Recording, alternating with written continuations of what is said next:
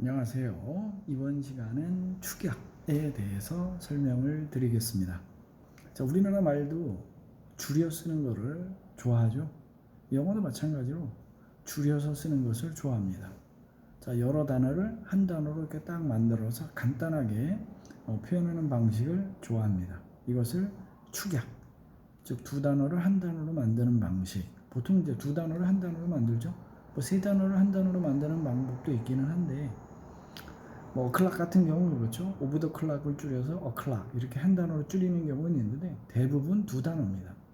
대부분 두 단어를 한 단어로 이렇게 줄이게 되는데요. 방식은 두 가지가 있어요.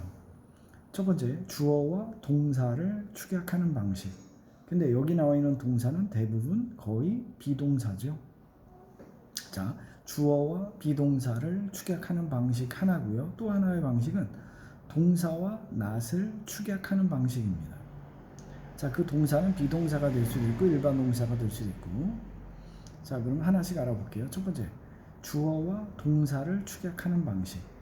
자, 주어와 동사를 축약할 때는 주어를 그대로 두고 동사의 첫 번째 오는 알파벳을 어퍼스트로피로 대신하면 됩니다. 즉, 첫 번째 오는 알파벳. 자, 동사의 첫 번째 오는 알파벳을 없애고 그 자리에 어퍼스트로피를 대신해주면 됩니다. 그러면 축약이 돼요.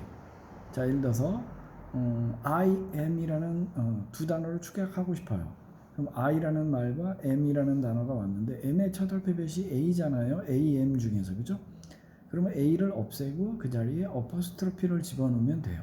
그러면 이렇게 되겠죠. I 어퍼스트로피 M. 읽을 때는 I'm으로 읽죠. I'm. 자, 이런 식으로다가 주어 뒤에 동사, 특히 비동사죠. 자, 주어 뒤에 동사가 올 때 축약하는 방식은 주어는 그대로 쓴다. 동사의 첫 알파벳을 어퍼스트로피로 바꾼다. 그러면 끝입니다. 간단하죠? 자, 이번엔 두 번째, 동사와 낫을 축약하는 방식 볼게요. 자, 동사는 대부분 뭐 비동사에도 있지만 일반 동사도 있습니다. 근데 일반 동사의 축약은 보통 이제 뭐 do라든가 does를 이용해서 축약을 하죠. 자, 일단은 비동사인 경우 볼게요. 자, 비동사와 not을 축약하고 싶을 때는 비동사 그대로 씁니다.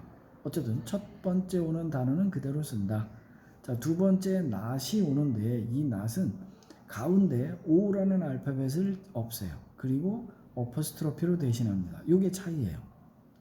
주어 동사일 때는 첫 번째 오는 비동사의 첫 번째 오는 알파벳을 어퍼스트로피로 대신했지만 동사 뒤에 not이 오는 경우의 축약은 not의 O, 두 번째 오는 알파벳이 O잖아요.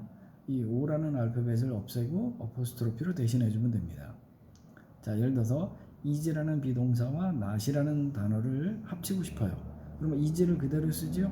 그러면 not의 O를 없애고 어퍼스트로피로 바꾸면 어떻게 됩니까? 이 isn 어퍼스트로피 t 읽을 때는 isn't 이렇게 읽게 됩니다. 자, 다시 한번 총정리해 드릴게요. 주어 동사를 축약할 때는 주어는 그대로 쓴다. 동사의 첫 알파벳을 어퍼스트로피로 바꾼다. 끝. 자, 두 번째, 동사와 not을 축약한다. 그러면 동사는 그대로 두고 not의 o를 두 번째 알파벳인 o를 없애고 어퍼스트로피로 대신한다. 간단하죠? 자, 오늘 배운 내용 꼭 기억해 주세요.